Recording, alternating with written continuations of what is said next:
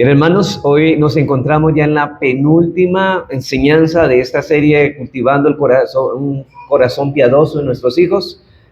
Y hasta ahora, hermanos, pues debemos recordar que esta serie está dividida en tres grandes secciones, que en primer lugar nosotros nos dirigíamos a la meta, el destino la cual queremos alcanzar, pero también no solamente hablamos de la meta o el destino donde queremos llegar, sino también la metodología, es decir, el camino que debemos llegar para alcanzar esa meta. Y ahora, en nuestros últimos domingos, hemos estado tratando la manera de hacer las cosas, ¿no? Entonces nos hemos centrado en la manera en que todas estas cosas que hemos dicho deben de ser hechas si no queremos anular el efecto de nuestra tarea. Y hemos dicho que la manera, hermanos, en que hemos comenzado a estudiar consta de tres elementos. Primero, debemos criar a nuestros hijos en un contexto o en un ambiente de amor. En segundo, que debemos también criar a nuestros hijos en un contexto de justicia. Y en tercero, en un contexto de firmeza o constancia. Algunos padres, hermanos, no logran lo que quieren por falta de firmeza, es decir, se cansan de hacer el bien. ¿Se acuerda que el Señor dijo, por medio de Pablo en Gálatas, dice que no nos cansemos de hacer el bien porque a su tiempo segaremos si no desmayamos? Pues precisamente nuestros hijos no debemos desmayar en hacerles bien y en actuar, hermanos, como es debido para con ellos. Así que no se canse usted de reprender, no se canse de dar instrucciones. Por eso no solo debemos tener amor, justicia, sino también constancia, firmeza a la hora de criar a nuestros hijos. Y en estos elementos nos hallamos viendo el segundo de estos, que es que debemos criar a nuestros hijos en un contexto de justicia, y para eso sí existen ciertas cosas que debemos considerar. Una de las cosas es que primero debemos cuidarnos de que el favoritismo no tenga lugar en nuestros hogares. Que el favoritismo no tenga lugar en nuestros hogares. En segundo, debemos esforzarnos por establecer reglas justas en nuestro hogar, que esas reglas en nuestro hogar deben ser juiciosas y justas y equitativas. Y en nuestro último sermón comenzamos a considerar el hecho de que debemos nosotros ser justos a la hora de involucrarnos, de juzgar los distintos conflictos que surgen en el contexto de las relaciones familiares. Y en cuanto a este último, hermano, de este punto anterior sermón, tratamos la semana, bueno, no fue la semana pasada, fue hace 15 días, donde comenzamos a ver tres principios claves de 5 principios que debemos tomar en cuenta a la hora de actuar como jueces en nuestros hogares. Lo primero que dijimos es que debemos instruir a nuestros hijos para que ellos sean capaces de juzgar por sí mismos asuntos pequeños. En segundo lugar, decíamos que debemos jugar juntos dependiendo de Dios en oración. Debemos, hermanos, dejar que Dios, pedir que Dios nos dé sabiduría para juzgar. Y en tercer lugar, y finalmente, decíamos que debemos escuchar toda la historia antes de pasar juicio. Hoy vamos a mirar el cuarto, quinto, y solamente vamos a ver esos dos principios en esta tarde. Veamos entonces el cuarto principio que debemos tener en cuenta si en realidad, hermanos, queremos pasar juicios justos. Y el cuarto principio es: debemos juzgar sin prejuicios. Es que debemos juzgar los asuntos domésticos sin prejuicios. Hermanos, debemos juzgar sin prejuicios si deseamos criar a nuestros hijos en un contexto de justicia. Hermanos, tener prejuicio es cuando una persona está juzgando sin basar su veredicto en los hechos en cuestión, sino más bien en una opinión o en una actitud previa hacia la persona o las personas involucradas en el conflicto. No sé si ustedes han escuchado una frase muy popular que dice: no me juzgues a priori, júzgame a posteriori.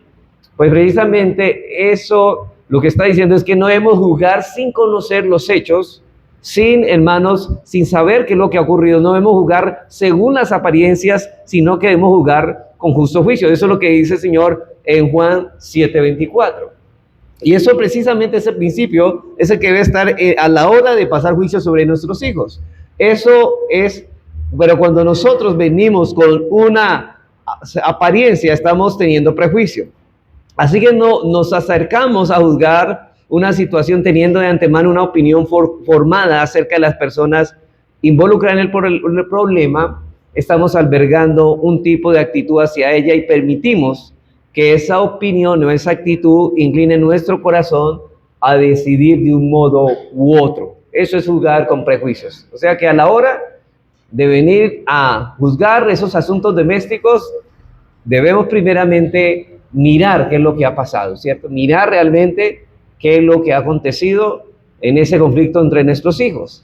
Ahora, este prejuicio puede ser tanto positivo como puede ser negativo. Podemos estar indispuestos, hermanos, de antemano contra una persona, pero también podemos inclinarnos favorablemente hacia otra, de modo que sin haber escuchado todo el asunto, ya vengamos con la tendencia a declararlo inocente, sin saber qué es lo que pasó. Sí, porque tenemos esta tendencia, ¿no?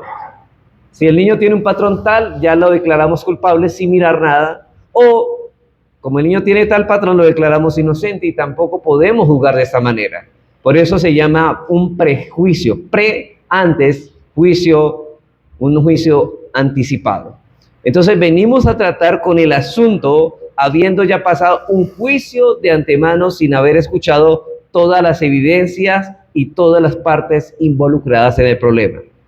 Es decir, hermanos, si queremos criar a nuestros hijos en un contexto de justicia, debemos luchar contra esa tendencia que mora en nuestro corazón de tratar los problemas inclinados ya previamente hacia un lugar o hacia el otro.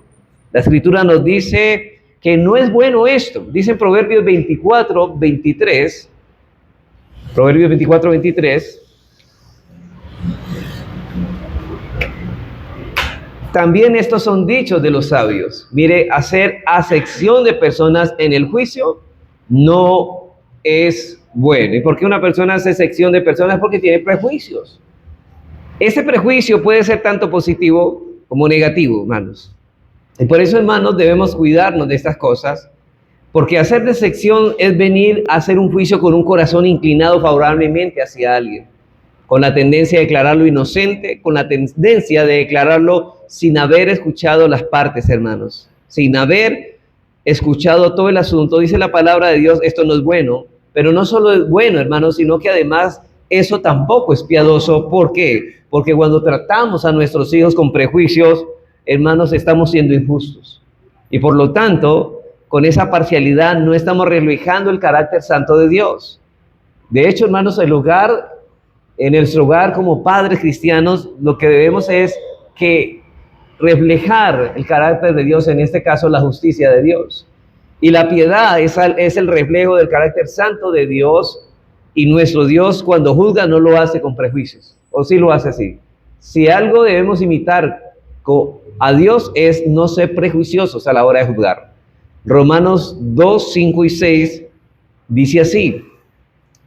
Romanos 2, 5 al 6 dice, pero por la dureza y por tu corazón no arrepentido, atesoras para ti mismo ira para el día de la ira y de la revelación, note esto, del justo juicio de Dios, el cual pagará a cada uno conforme a sus obras, no lo que a él le parece. No, Dios no juzga según las apariencias, sino según lo que han hecho, porque no hay, y noten eso, no hay acepción de personas para con Dios. Eso es no tener prejuicios. Y en 1 de Pedro 1:17, otra vez, aquí Pedro va a nombrar lo mismo que dijo Pablo en Romanos, dice, y si invocáis por Padre a aquel que sin acepción de personas juzga, según la obra de cada uno, conducíos en temor con todo el tiempo de vuestra peregrinación.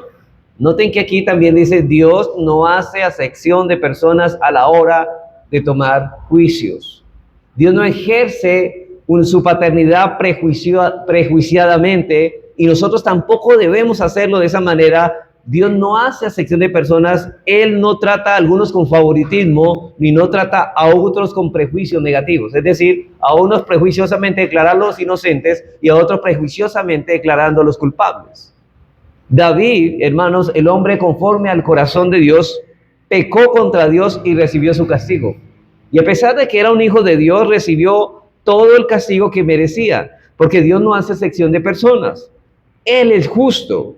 para Dios es lo mismo cuando tiene que castigar a un rico que cuando tiene que castigar a un pobre, cuando tiene que castigar a un blanco que cuando tiene que castigar a un negro o un amarillo. Para Dios es lo mismo tratar con un pastor que tratar con un miembro de la iglesia. Todas esas cosas son irrelevantes para Dios a la hora de juzgar. Él no hace acepción de personas. Y en el día del juicio, hermanos, lo único que Dios tomará en cuenta es el estado de nuestro corazón y las obras objetivas que fluyeron de ese corazón.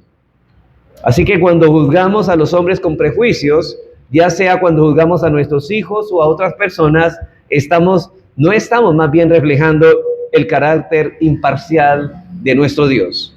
Ese es el principio general que yo quiero que establecer en las conciencias suyas en esta tarde, antes de pasar a considerar con algunas enseñanzas relacionadas con este asunto, y son básicamente tres. Primero, vamos a mirar algunas razones por las que algunos padres mantienen prejuicios a la hora de tratar a sus hijos. Algunas razones por las que algunos padres mantienen prejuicios a la hora de tratar con sus hijos. En segundo lugar, vamos a dar dos consejos prácticos que nos ayudarán a juzgar los asuntos domésticos sin prejuicios. Dos consejos prácticos que nos ayudarán a tratar los los temas o los asuntos domésticos sin prejuicios. Y tres, vamos a dar una calificación a todo lo anterior. Vamos entonces, habiendo establecido el primer principio, veamos en primer lugar, hermanos, las razones por las que algunos padres juzgan las disputas en el hogar con prejuicio. Razones por las que algunos padres juzgan las disputas en el hogar con prejuicio. Primera razón. ¿Cuál es la primera? Algunos padres juzgan con prejuicio porque han permitido que el favoritismo haya lugar en ellos.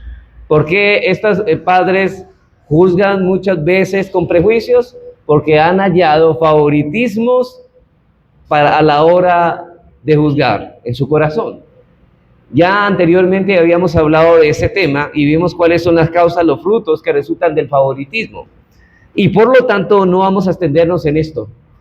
Hermanos, debemos saber que existe una relación directa entre el favoritismo y la parcialidad. El hijo favorito siempre o casi siempre tendrá la razón para ese padre prejuicioso.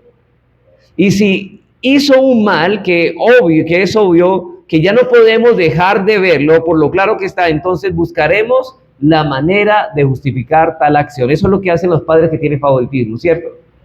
Ven su hijo, como es el hijo favorito, sabe que lo que ha hecho no se puede negar, pero él va a buscar la manera de justificar a su hijo.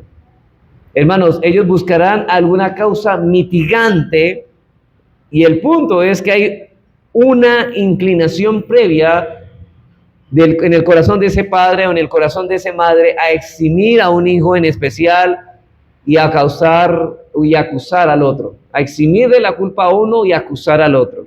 Y todo esto no es basado, hermanos, en una visión objetiva, sino más bien movidos por un sentimiento favorable hacia ese hijo que para nosotros tiene un sentido especial.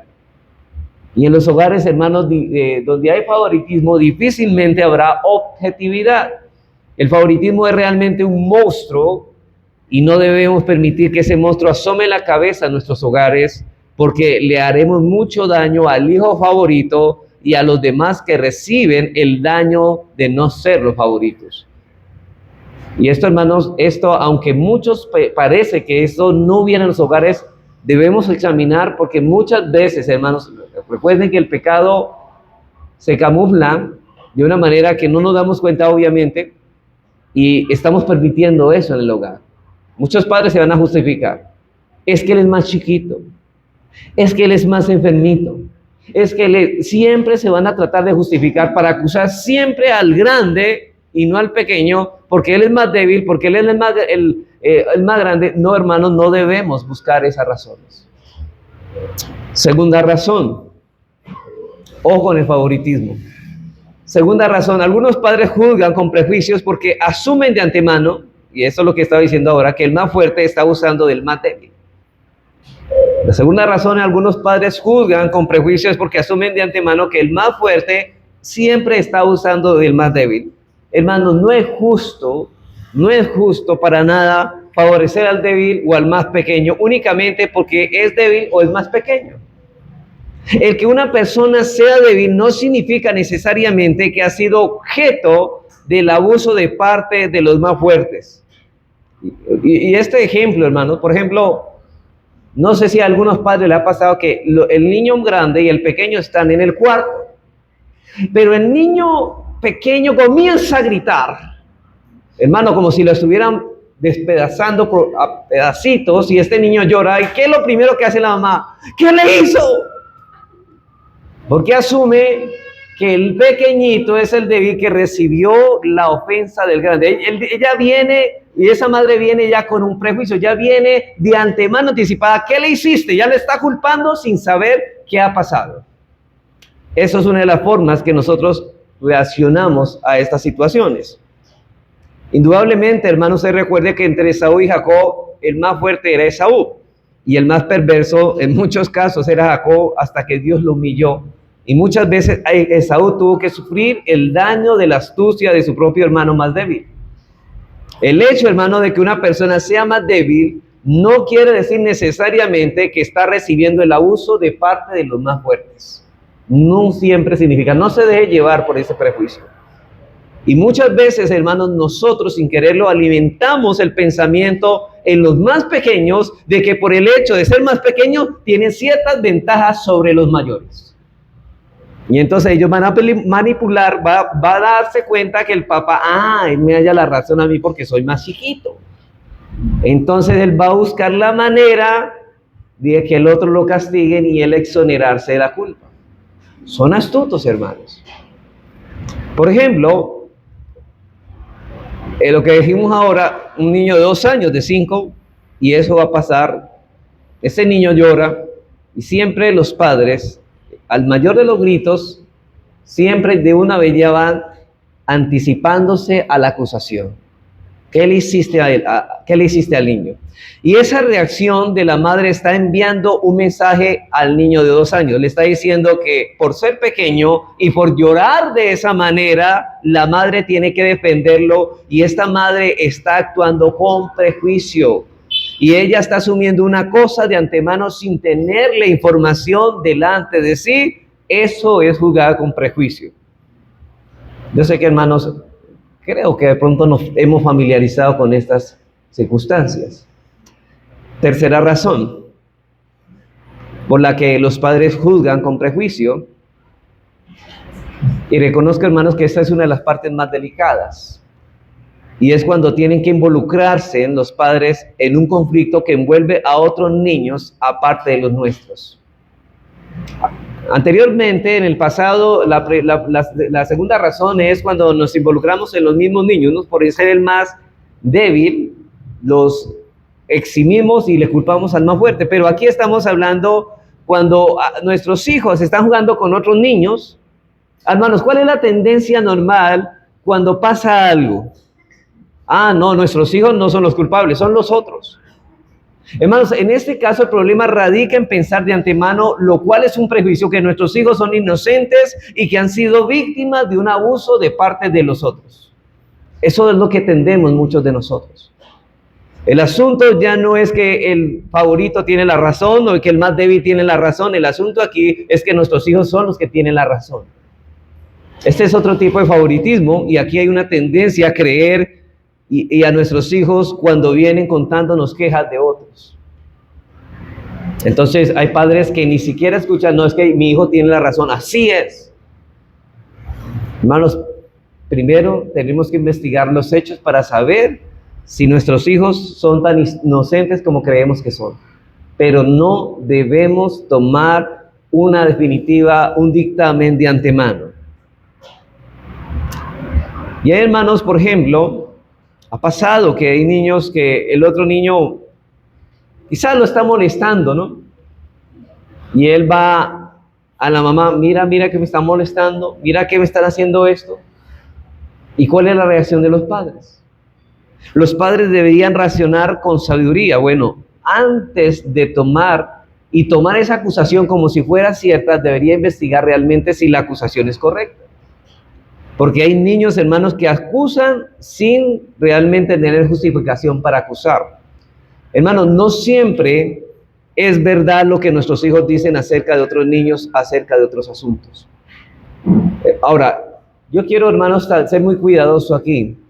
Esto no significa que no debemos o que debemos desconfiar de nuestros hijos. No, debemos que confiar en nuestros hijos, de todo lo que nuestros hijos nos dicen, porque tal vez nuestros hijos no están mintiendo en cierto momento, no están torciendo la verdad deliberadamente, pero puede ser que ellos estén traspasando su punto de vista de esa situación y su punto de vista está tendioso, es decir, ellos están acusando en algo que no deberían acusar. O quizás están mintiendo, un término es una acusación por ignorancia o una acusación deliberadamente porque ellos quieren mentir. Y es muy difícil ser objetivos, hermanos, cuando somos jueces y parte al mismo tiempo. En este caso, porque son nuestros hijos. Hermanos, yo sé, hermanos, que a la hora de pasar juicios con otros niños que no son nuestros hijos, siempre vamos a tender a defender a los nuestros. No es así. Yo sé que sí, hermanos. Y eso es difícil para un adulto y mucho más para un niño. Pero mi propósito en esta tarde no es generar un sentimiento de desconfianza de los padres hacia los hijos, porque no es bueno que nuestros hijos, hermanos, sientan todo el tiempo que sus padres no le creen. Esto no es bueno, hermanos, pero padres, no olviden que son niños. No olviden que ellos carecen de objetividad para evaluar ciertas cosas. No olviden que en su universo es muy limitado todavía y por lo tanto su visión también es muy limitada y lo que ellos creen que es una cosa puede ser otra. Puede ser otra. Ellos pueden interpretar las cosas mal y acusar falsamente, o sea, acusar no de la manera adecuada. Pero hay un amor muy fuerte en nosotros hacia nuestros hijos y cuando ellos nos dicen que alguien los molestó, que alguien los ofendió o los agredió, sentimos de inmediato, hermanos, que nuestro corazón comienza a rugir en nuestro interior. No pasa eso.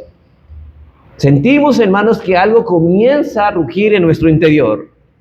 Hay padres, hermanos, que no se les puede dar queja de sus hijos porque ellos, si de una vez se transforman y sacan esa loba herida que hay en el corazón y dicen, no, pero es que mi hijo no es así. Hermanos, casi todos los padres tenemos ese problema de creer, conocer a nuestros hijos lo suficientemente bien como para saber en cada circunstancia para qué dan nuestros hijos y para qué no dan nuestros hijos. Y aquí debemos ser objetivos. Muchas veces puede ser que los demás vean en nuestros hijos lo que nosotros no estamos viendo.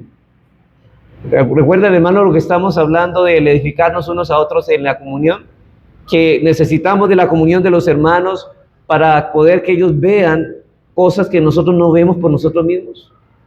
Pues eso pasa también con la crianza de nuestros hijos. Y hay veces que nosotros nos cegamos a ver esa realidad de nuestros hijos. Nuestros hijos tienen cosas que mejorar y hay veces nosotros no queremos verlas. Pero resulta que algunos niños se manifiestan, hermano, en un cierto tipo de comportamiento cuando están lejos de sus padres, que no se atreverían a hacer cuando están frente de ellos. Hermanos, hay niños que tienen una conducta cuando no están los padres a cuando están bajo observación de los padres. Ellos pueden cambiar. Y un padre tal vez sorprenderse, pero ese no es mi hijo. Sí, ese no es su hijo cuando lo está viendo usted. Pero cuando le quita la vista y no está bajo supervisión, el niño cambia totalmente su conducta. Hermanos, esa tendencia es tan fuerte en los padres que muchas veces cuando un grupo de niños han sido atrapados haciendo algo malo, la mayoría de los padres de estos niños piensan en que su hijo fue movido por una mala influencia de los otros. Siempre la mala influencia de los demás, no en nuestros hijos, los demás. Todos hicieron lo malo, pero cada uno de los padres está pensando, es que esa junta, ¿cierto? Ellos dicen, es que esa junta. Pero el problema son los otros niños son la influencia negativa para nuestros hijos. Ahora, yo no digo que no pueda haber niños que influencian mal a nuestros hijos, lo hay, hermano. Yo lo que estoy diciendo, hermanos, es que no evaluemos, no juzguemos sin conocer cómo son esos niños, realmente quién es el culpable allí. Porque, hermanos, ese es el prejuicio y muchas veces eso crea problemas y eso es lo más grave, no solo entre los niños, sino entre los padres. Hay veces por circunstancias, hermanos, por problemas de niños que los padres no han sabido manejar, han terminado familias separadas. Y es triste, hermano, que padres no sepan manejar asuntos de niños. Quizá, hermanos, ninguno de los dos se dio, o ninguno quiere reconocer que su hijo debe cambiar y que debe realmente ser amonestado. Pero, hermanos, todos estamos a la defensiva. Todos toman el lado de sus hijos, todos se sienten agraviados, y cuando venimos a ver un conflicto por culpa de problemitas tontos entre nuestros hijos, hermanos, eso crea división, crea resentimiento y crea amargura por no saber bíblicamente arreglar esto. Hermanos, los hijos de los cristianos no nacen con una naturaleza distinta a la caída. Los hijos nuestros, hermanos, nacen en pecado igual que los demás.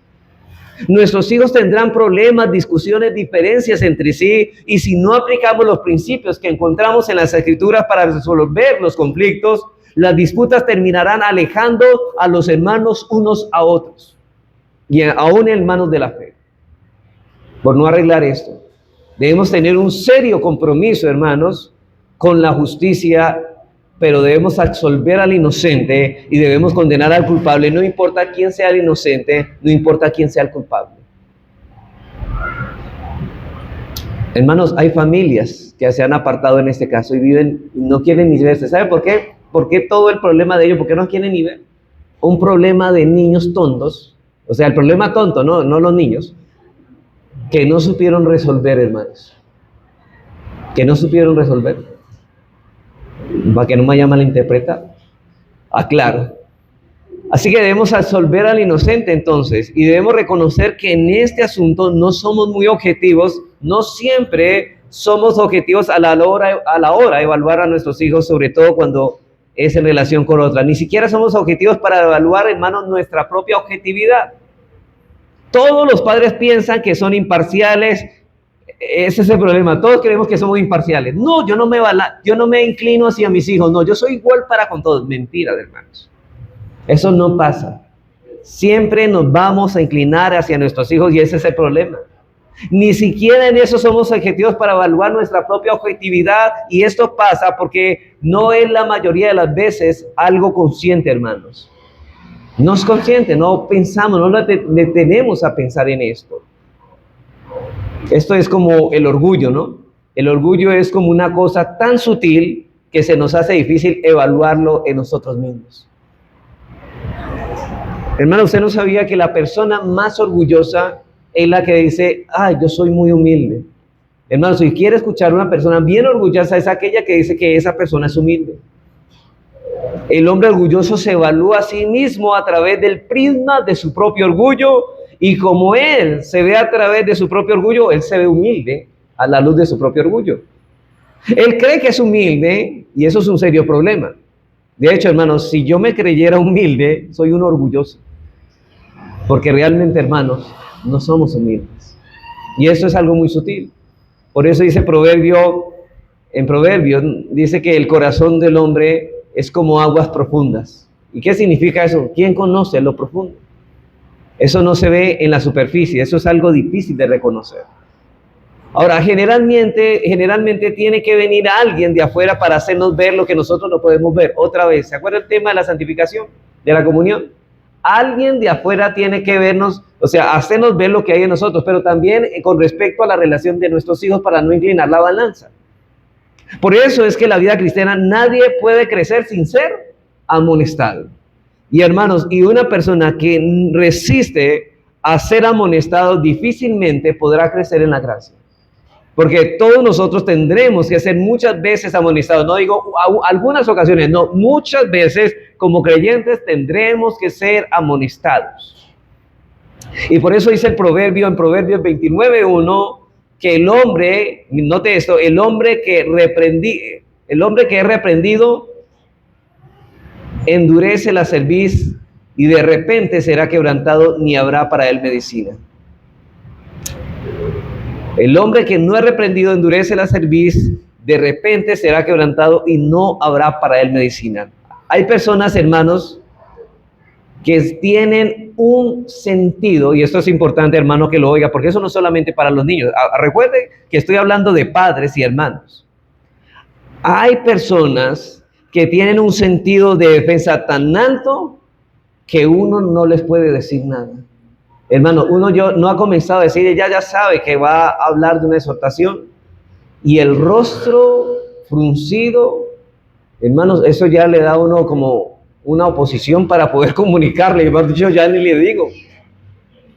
Y cuando un hombre y una mujer no aceptan la amonestación, hermanos, es muy difícil que pueda crecer en santidad. Pero, hermanos, por eso, si hay algo que debemos crecer en una membresía de iglesia, y en este tema es que si no estamos dispuestos, hermanos, a recibir la exhortación de otros, no estamos dispuestos a crecer en la gracia del Señor. Estamos siempre dispuestos a escuchar todas las partes envueltas en un asunto y más aún pidamos a Dios que nos permita evaluar toda esa información con imparcialidad. Cuarta razón.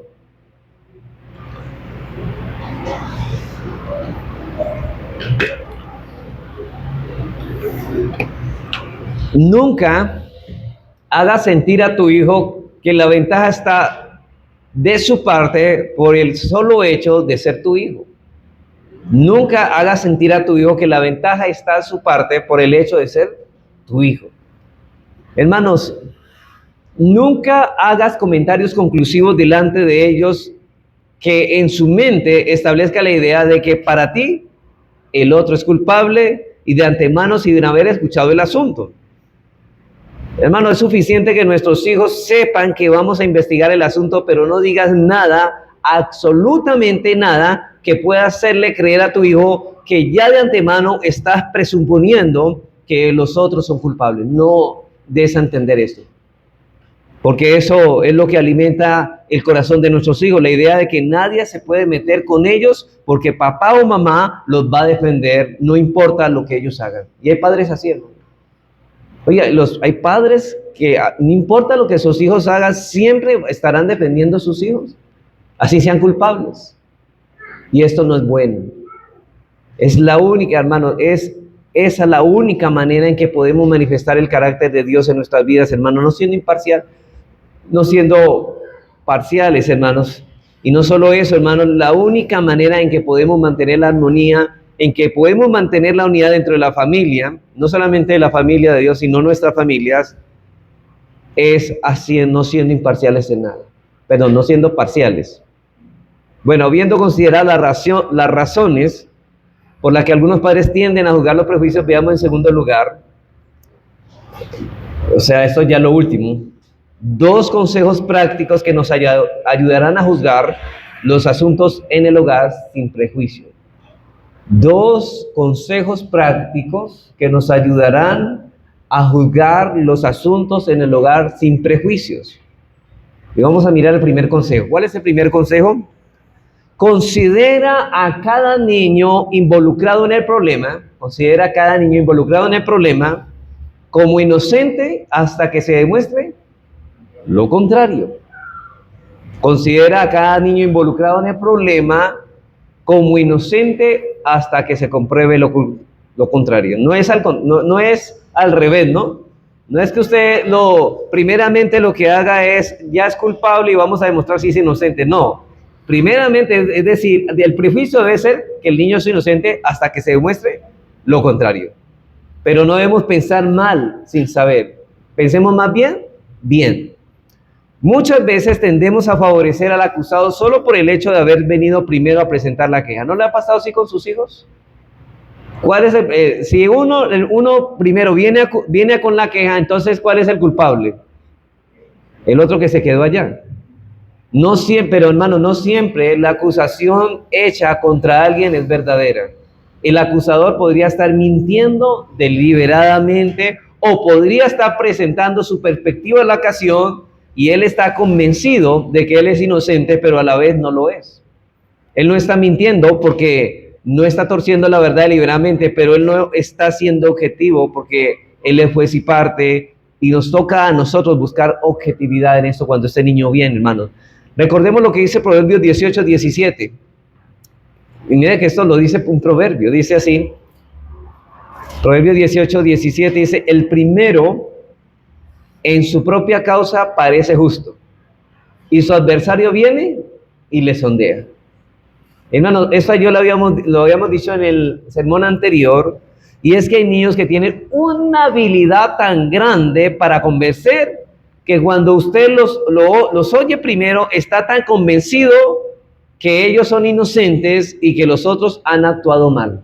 Tienen un poder de persuasión para convencer a ese padre que él es una víctima de sus hermanos. Pero hermano, no se le debe dar la oportunidad al niño acusado de defenderse antes de que usted, porque hay padres que lo primero que viene el niño a acusarlo es otra vez lo mismo, y ¡prum!, cogen la vara y a darle, sin siquiera escuchar qué es lo que realmente ha pasado, simplemente porque el niño, como vino primero, le dijo sí, lo convenció, entonces las cosas ya las dio por sentadas que son así. Pero hermanos, incluso cuando es un adulto quien presenta la acusación, aún en este caso debemos pasar juicio. Los adultos también cometen errores de apreciación, y los adultos, hermanos, en este caso, también se equivocan al emitir opiniones o conclusiones. Por otro lado, por lo tanto, hermanos, debemos escuchar al niño y considerarlo inocente hasta que se demuestre lo contrario. Y por supuesto, hermanos, eso incluye también considerar como inocente al que presenta la acusación. Otra vez, hasta que se mire lo contrario. Ahora, tampoco debemos presuponer de antemano que el acusador está mintiendo. O si se trata de un adulto, presuponer que nuestro hijo es inocente y que ese adulto se ha acogido con nuestro hijo porque cada rato está diciendo, vea, este niño está molestando, este niño, por favor. Hermanos, debemos escuchar con atención al acusador y al acusado. Ahora, debido a la tendencia malsana y pecaminosa que tienen muchos niños de presentar falsas acusaciones y apresurarse en sus juicios, debemos enseñar, hermanos, ¿qué debemos enseñar? A nuestros hijos la seriedad de presentar falsas acusaciones contra otros. Eso es grave. Hermanos, eso no es algo ligero. Ustedes recuerdan, en el Antiguo Testamento, en la ley de Moisés, se contempla este problema. Si una persona acusaba a la otra falsamente, se le aplicaba a él el mismo castigo que se hubiese aplicado sobre el acusado si se hubiese hallado culpable. Eso pasaba. Si esta persona venía a acusar y de hecho la acusación merecía la pena capital y se descubría que esto simplemente era una acusación falsa, esa persona por su acusación falsa recibiría el castigo que merecía al que él culpa. Dice en Deuteronomios 19, 16 al 21. Deuteronomios 19, 16 al 21.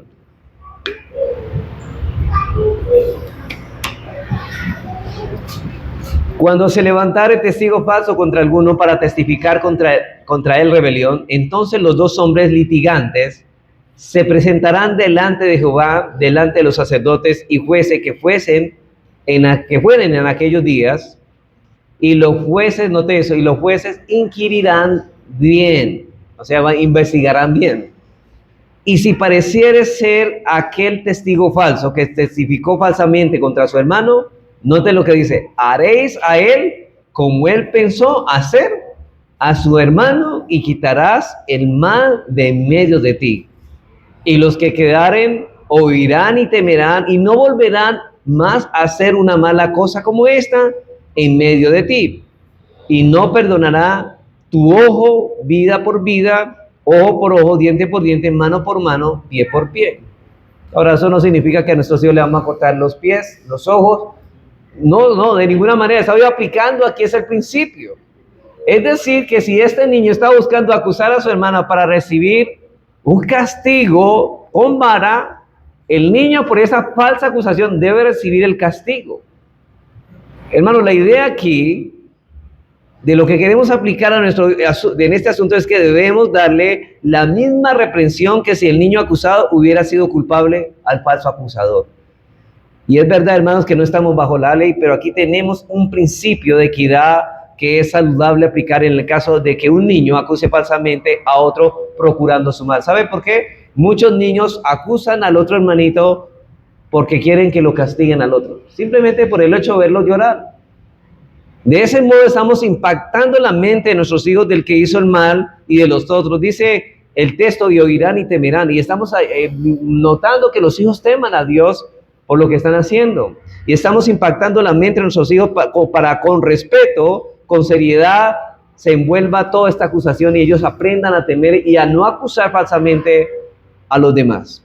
Así que en primer lugar, considere a cada niño envuelto en el problema como inocente hasta que se demuestre lo contrario. Segundo, consejo práctico. No sigas considerando al niño como inocente cuando ya se ha demostrado que es culpable. No sigas considerando al niño como inocente cuando ya se ha demostrado que es culpable. Hermanos, cuando las pruebas son objetivas y lo señalan después de haber inquirido bien, entonces la diferencia con el punto pasado es que advirtamos contra la tendencia a ponernos del lado del acusador, y aquí estamos advirtiendo contra la tendencia de ponernos del lado del acusado cuando evidentemente es culpable. Hay padres que creen con facilidad cualquier historia triste que el niño le haga, y aunque ya haya pruebas, hermanos, que el niño ha hecho mal, porque el niño no ha aceptado su culpabilidad, muchas veces, con tanta evidencia, los padres le creen al niño. Hermano, no siempre obtendremos de nuestros hijos una confesión a su tiempo. Hay niños, hermanos, que se le ha visto en flagrancia, como dice alguien, en las manos en la masa, y aún así, ellos siguen diciendo que no son culpables. Hermanos, por eso es que debemos tener mucho cuidado, hermanos. No siempre obtenemos de nuestros hijos una confesión a tiempo. Ellos muchas veces no reconocen que son culpables. Pero debemos evaluar las pruebas, los hechos objetivos, y debo reconocer, hermanos, que no hay nada más difícil que eso. No queremos ser ligeros en emitir veredictos, pero tenemos el temor de condenar al inocente y absolver al culpable. Y lo cierto, hermanos, es que no somos infalibles en esto. Pero allí están los hechos, debemos evaluar los hechos objetivamente como lo posible que sea. Bien, habiendo visto por qué algunos padres juzgan con prejuicio y dos consejos prácticos para juzgar sin prejuicios, veamos ahora en tercer y último lugar una calificación a todo lo que hemos visto. A esto, ¿no? De la enseñanza de los 3 principios del domingo hace 15 días y de los 2 que miramos hoy. Así que ya vimos que no debemos tener prejuicios, pero hay momentos, hermanos, en que los padres tienen razones válidas para confiar en un niño más que en otros, o para sospechar más de un niño más que de otro, y esto no necesariamente indica prejuicios. Por ejemplo, hay niños que tienen un patrón de conducta que es, hermanos, que ellos siempre son mentirosos. Entonces usted va a comenzar a mirar, bueno, es que, y eso no es prejuicio, usted ya sabe que ese es el patrón de este niño. Pero debemos tener cuidado en saber distinguir lo que son prejuicios por un lado y lo que es una confianza legítima o una sospecha legítima por el otro lado. Primera de Timoteo 5:19. Entonces debemos cuidarnos, hermanos, tanto de una cosa como la otra. Dice, contra un anciano no admitas acusación, sino con 2 o 3 testigos. Hermanos, cuando uno reconoce a un anciano de una iglesia, obviamente nosotros hemos mirado que esa persona cumple las cualidades de que esa persona es una persona temerosa, piadosa y que se cuida de muchas cosas. Y esto debe hacerse, hermanos. Por ejemplo, si a un pastor se le acusa de que no es casado, hermanos, pues obviamente esa acusación debe ser falsa, porque un requisito, si la iglesia reconocía a este hombre como llamado al pastorado, obviamente la iglesia dice que sea marido de una sola mujer, y eso indica que él es casado, no vive en unión libre. Entonces, toda acusación, ya tenemos, no es prejuicio, sino que ya sabemos que él no puede ser así. ¿Por qué? Porque sabemos que nosotros hemos reconocido de antemano que él es casado con su esposa y no podemos aceptar esa acusación. Y eso se hace porque los pastores son muy dulces, hermanos, para que lo acusen por todo. Ahora, Pablo tuvo que exhortar y a los hermanos que no admitas una acusación contra un anciano, no admitas acusación, sino por 2 o 3 testigos. Pero aquí estamos suponiendo que el pastor que se está hablando mal fue reconocido bíblicamente y por eso no debemos admitir ninguna acusación a no ser por la boca de 2 o 3 testigos. Y aquí existe una confianza legítima que la iglesia debe tener hacia su pastor y en este caso eso debe ser un prejuicio favorable en este caso. Pablo dice, no admitas una acusación contra un pastor, debe haber una confianza legítima del miembro de la iglesia hacia el pastor. Ahora, no estamos diciendo, hermanos, que deben tapar los pecados, no, de ninguna manera, sino que antes de juzgarlo, deberían pasar un juicio sobre todos, pero no aceptar acusaciones a la ligera. Ahora bien, lo que pretendo explicar aquí no es el asunto del pastor, es que hay acusaciones, es que son perfectamente apropiado confiar en la integridad del individuo que está siendo acusado. Eso es lo que Pablo está diciendo, porque hay unos patrones que los niños son juiciosos y hay veces se nos hace raro que el niño tenga cierto comportamiento. Y en ese contexto se aplica el contexto del hogar. Hay niños que con el paso de los años han forjado, hermanos, con hechos objetivos y tangibles, han forjado una reputación de integridad, ¿cierto? Ese niño es intachable, es serio en las cosas. Ahora, eso no quiere decir que por eso es inocente en cuanto cosas se le acuse. No, puede ser culpable. Siempre debemos evaluar objetivamente, pero es indudable que la integridad de este niño o de este joven debe ser tomada en cuenta como parte de esos hechos que deben ser evaluados y eso no es prejuicio. Es decir, hermano, por ejemplo, se le está acusando y a usted se le hace raro que este niño sea así. Yo lo conozco. Y eso no es prejuicio, hermanos. Una confianza legítima no es un prejuicio. Lo mismo que tampoco es un prejuicio, es una sospecha legítima. Lo primero es la integridad, ¿no? Lo segundo es una sospecha. Así como hay niños y jóvenes que forjan con el paso de los años una reputación de integridad, así también hay otros que forjan una reputación de deshonestidad y una reputación de mala en el sentido general. Siempre están esos niños metiéndose en problemas. Son niños peleones. Hermano, no es que solamente haya pasado, ellos se conocen porque todo el tiempo están peleando. Son niños chismosos. Y a lo largo, hermanos, de los años se le ha visto una y otra vez de esa forma, pero eso no significa que el niño siempre sea culpa de lo que se acusa, pero la reputación de este niño debe ser tomada en cuenta a la hora de evaluar los hechos, porque eso es objetivo y eso no es prejuicio. Así que, hermanos, esta cualificación es importante para que no se cree en el corazón de muchos padres un problema de conciencia innecesario, porque es legítimo tener sospechas en ciertas ocasiones.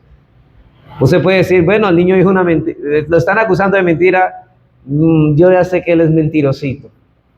Y puede que sea, pero vamos a comprobar si es mentiroso, si realmente es. Acuérdese que él no es culpable no es inocente hasta que se muestre lo contrario. Dice en Tito 1, 12 al 13, hablando de esto, ustedes recuerdan cuando Pablo le escribió a Tito, y Pablo dice, habla de los cretenses, y aquí lo que Pablo está nombrando no son prejuicios, dice, bueno, el prejuicio del profeta que él está anunciando, dice, uno de ellos, su propio profeta dijo, los cretenses siempre son mentirosos, malas bestias, glotones y ociosos. Y él dice, y aunque ese es el testimonio de un profeta de ellos, este testimonio es verdadero, por lo tanto, repréndelos duramente para que sean sanos en la fe. Ahora, eso no significa que todos los cretenses fueran así, pero la mayoría lo eran. Pero Pablo dice aquí en el sentido general, inspirado por el Espíritu Santo, que ese testimonio es verdadero. Y Tito debería tratar con esa gente de saber que ellos tendían a caer en tales vicios y esa reputación corresponde a hechos objetivos y verdaderos. Ahora, voy a ejemplificar esto. Yo sé que todos conocen la historia del pastorcito mentiroso. Y el pastorcito mentiroso siempre decía, el lobo, el lobo. Y la gente siempre iba a defenderlo. Una y otra vez lo hicieron. Hasta que un día este pastorcito se quejó, el lobo. ¿Y qué pasó? La gente no le creyó. Él creó una mala reputación y la gente no le creyó. ¿Eran prejuiciosos por no ir a defenderlo? No. Simplemente él se había ganado la fama de mentiroso y ahora que decía la verdad ya no le creían.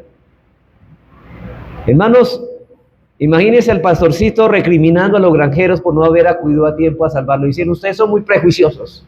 No, hermanos, eso no es prejuicio. ¿Tenía él derecho de acusar a los granjeros de ser unos prejuiciados? No, hermanos. Este pastorcito era culpable de generar sospechas. Y niños regeneren una buena reputación, porque a la hora de la verdad eso será tomado en cuenta a la hora de juzgarlos. Eso no significa que el niño que siempre arme el lío siempre será culpable, eso no queremos decir, pero él se ha ganado, hermanos, él se ha ganado una reputación como los cretenses o como el pastorcito mentiroso, y Pablo no le dijo a Tito, quítese en esos prejuicios, sino más bien, Tito, toma esto en cuenta, que esa reputación de estos hombres es verdadera. Cuidado, hermanos. Así que a la hora de involucrarnos en un problema, eso es objetivo y debe ser evaluado. Eso es parte de lo que debe ser evaluado. Hermanos, hay lugar para la confianza legítima, hay lugar para sospechas legítimas, pero de todos modos debemos evaluar los hechos, y eso no quiere decir que porque el niño siempre es inocente, ahora es inocente. No, hermanos. Debemos evaluar los hechos y sabemos que no es fácil lidiar con estas cosas, pero no olviden, hermanos, que Dios ha prometido dar sabiduría a aquellos que la piden. Yo sé que eso, hermanos, no es fácil, sobre todo que requiere tiempo para mirar si nos están diciendo la verdad. Hermanos, ¿cuántas veces nos hemos encontrado tratando con problemas en el hogar y definitivamente no sabemos qué hacer, ¿cierto? Hay muchas cosas que se han dicho en esta serie de sermones, yo sé y creo, hermanos, que hay muchas cosas que se han olvidado, pero, hermano, no olvides esto. Se necesita sabiduría para levantar a tus hijos en el temor de Dios. Necesitas sabiduría. Y esa sabiduría no se obtiene sin hacer nada. No es que usted, Señor, necesito sabiduría y se quede esperando. No, hermanos, debemos pedirla a Dios en oración y buscarla escudriñando la Escritura y pidiendo consejo. Esos son los medios que Dios ha provisto al hombre para obtener sabiduría. Hermanos, sabemos que cometeremos errores a la hora de tratar con estos asuntos. No somos infalibles, pero si aplicamos los principios que Dios nos ha dejado en su palabra, estaremos caminando por un sendero seguro en el que será relativamente fácil descansar en los 2 o 3 pasos que hayamos dado en algún momento fuera del camino. Pero si decidimos andar, hermanos, por nuestra propia senda, tarde o temprano cosecharemos los resultados de haber sido sabios en nuestra propia opinión. Hermanos, así que estos son los principios. Espero que ustedes los hayan podido asimilar y pidan a Dios, hermanos, aplicarlos desde ahora en su hogar para la gloria del Señor.